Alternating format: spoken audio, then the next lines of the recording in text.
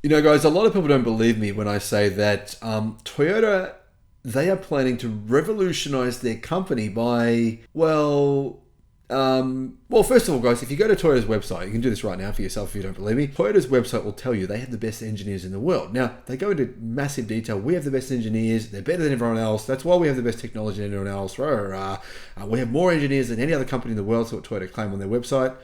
But then they're saying our next hybrids, they won't be used. They're not going to utilize any technology from our genius engineers.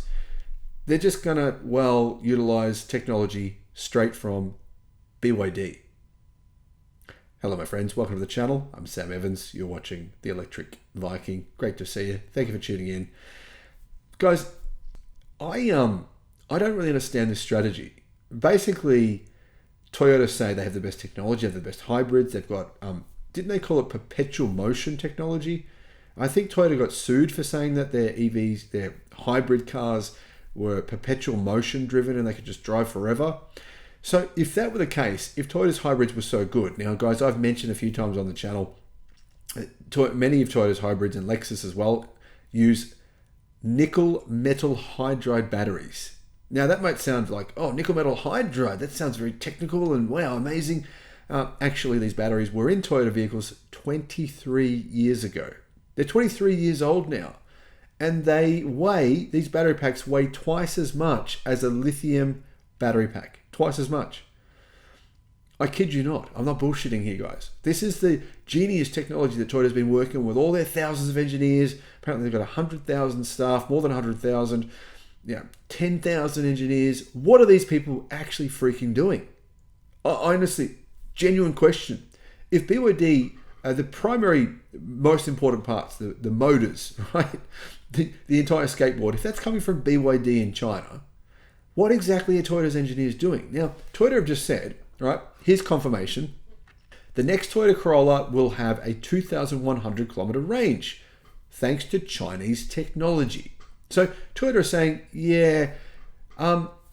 BYD's batteries are not good enough for us. That's what they said literally 9 months ago. They publicly said BYD's batteries are not as good as ours. We don't want to use them.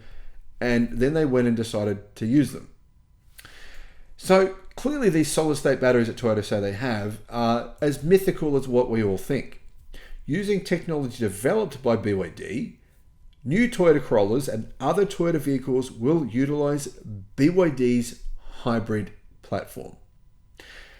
Yeah, I mean, don't get me wrong, this BYD technology is good, but I can't understand why. If you're the biggest car company in the world, right, you're quite profitable right now, just selling internal combustion cars primarily.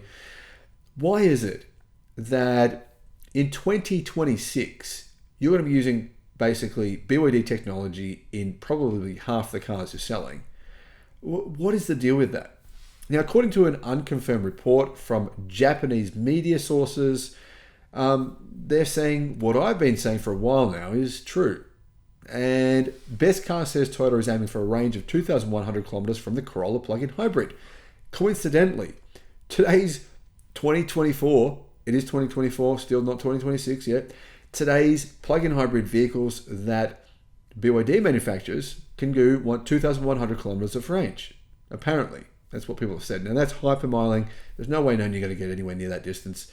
But anyway, the point is, they probably in the real world do around maybe 1,600 kilometers, so about 1,000 miles.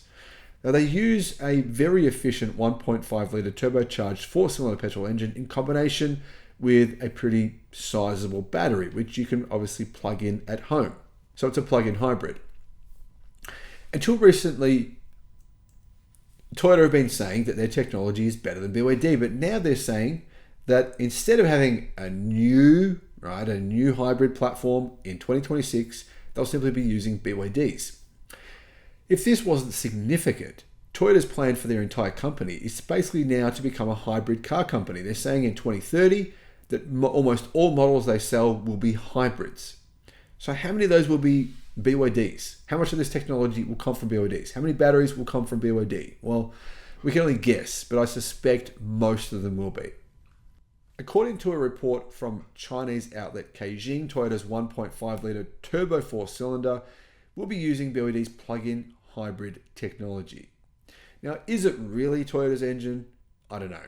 I mean, will BYD, will they tell everyone they're using this technology in Toyota vehicles? No, probably not. They probably signed some sort of NDA or non-disclosure agreement with Toyota.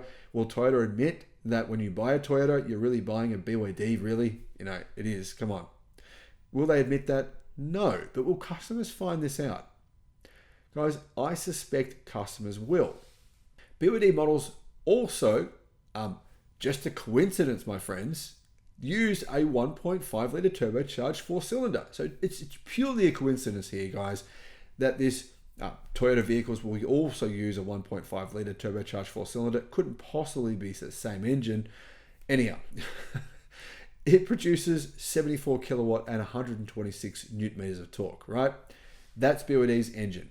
But of course, it sounds underpowered, but it's not really, because when you combine it with the electric motor, it has a 120 kilowatt electric motor and 210 newton meters of torque. So really you're combining for about 200 kilowatt, probably nearly 300 horsepower. The battery pack size is relatively small. It's only a 10.1 kilowatt hour battery. Now it's big compared to a hybrid battery, but it's relatively small considering how efficient these vehicles are. Now they also have a 15.9 kilowatt hour battery, and these are BYD's Blade batteries.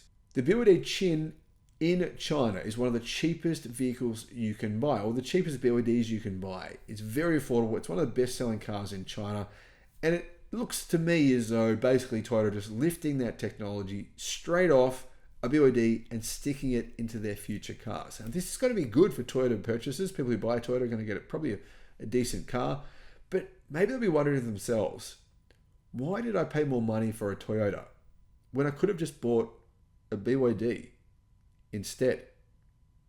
That's my question. Realistically, if someone just says to you, hey champ, hey mate, your nice new car you got there, did you know you can buy the same car, probably with better software, from BYD for 10% less money or 20%?